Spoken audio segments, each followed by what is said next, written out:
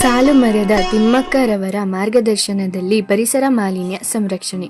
ನಮ್ಮ ಸುತ್ತಮುತ್ತಲಿನ ಪ್ರದೇಶವನ್ನು ಪರಿಸರ ಎಂದು ಕರೆಯುತ್ತೇವೆ.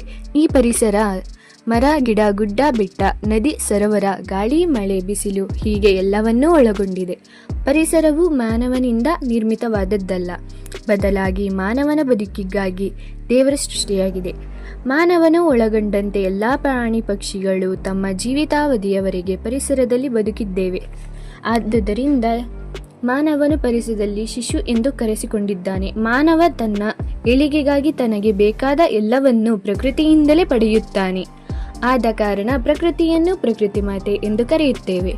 ಆದರೆ ಇಂದು ಮಾನವನ ಸ್ವಾರ್ಥದಿಂದಾಗಿ ಅನೇಕ ಪ್ರಕೃತಿ ವಿರುದ್ಧವಾದ ಪರಿಕರಗಳನ್ನು ಮತ್ತು ವಿಷಕಾರಿ ಉಪಕರಣಗಳನ್ನು ತಯಾರಿ ಮಾಡಿ ಪರಿಸರವನ್ನು ನಾಶ ಮಾಡುತ್ತಿದ್ದ. ಕಾಡಿದ್ದರೆ ಕಾರ್ಮೋಡ ಎಂಬ ಗಾದೆಯಂತೆ ಗಿಡ ಮರಗಳು ಇದ್ದಾಗ ಮಾತ್ರ ಮಳೆ ಬೆಳೆಗಳು ಚೆನ್ನಾಗಿ ಆಗೋದಕ್ಕೆ ಸಾಧ್ಯ. ಪ್ರಕೃತಿಯ ಮಡಿಲಲ್ಲಿ ಮಾನವನು ಪ್ರಕೃತಿಯ ಒಡಲಿಗೆ ಕೈ ಹಾಕಿದ್ದಾನೆ. ಪ್ರಕೃತಿಗೆ ಪ್ರಕೃತಿಯನ್ನು ಸೃಷ್ಟಿಸುವ ಕೆಟ್ಟ ಯೋಜನೆಯಿಂದ ಪರಿಸರವನ್ನು ಹಾಳು ಮಾಡುತ್ತಿದ್ದಾನೆ. ಇದರ ಪರಿಣಾಮ ಭೂಸವೆತ, ಅತಿವೃಷ್ಟಿ, ಅನಾವೃಷ್ಟಿ, ಭೂಕಂಪ, ನೆರೆ ಹಾವಳಿ, ಕೊರೋನಾದಂತಹ ರೋಗ ರುಜಿನಗಳು, ಯುದ್ಧಗಳು, ದಾಳಿ ಮುಂತಾದ ಸಮಸ್ಯೆಗಳನ್ನು ನಾವಿಂದು ಎದುರಿಸುತ್ತಿದ್ದೇವೆ.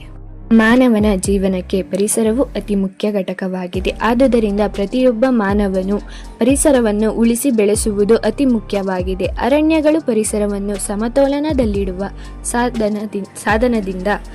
ಆದುದರಿಂದ ಮನೆ, ಶಾಲೆ, ರಸ್ತೆಗಳು ಬದಿಗಳಲ್ಲಿ ಪ್ರಯೋಜನಕ್ಕೆ ಬರುವ ಸಸಿಗಳನ್ನು ನೆಟ್ಟು ಬೆಳೆಸುವುದು ಇಂದು ಅವಶ್ಯಕವಾಗಿದೆ. ಆದುದರಿಂದ ಮನುಷ್ಯ ಬದುಕಲು ಹಾಗೂ ತಮ್ಮ ಮುಂದಿನ ಪೀಳಿಗೆಗಳಿಗೆ ಉಳಿವಿಗಾಗಿ ಉತ್ತಮ ಪರಿಸರ ಅವಶ್ಯಕತೆ ಇದೆ. ಪರಿಸರ ಸಂರಕ್ಷಣೆ ನಾಗರಿಕರಾದ ನಮ್ಮ ಕರ್ತವ್ಯವಾಗಿದೆ.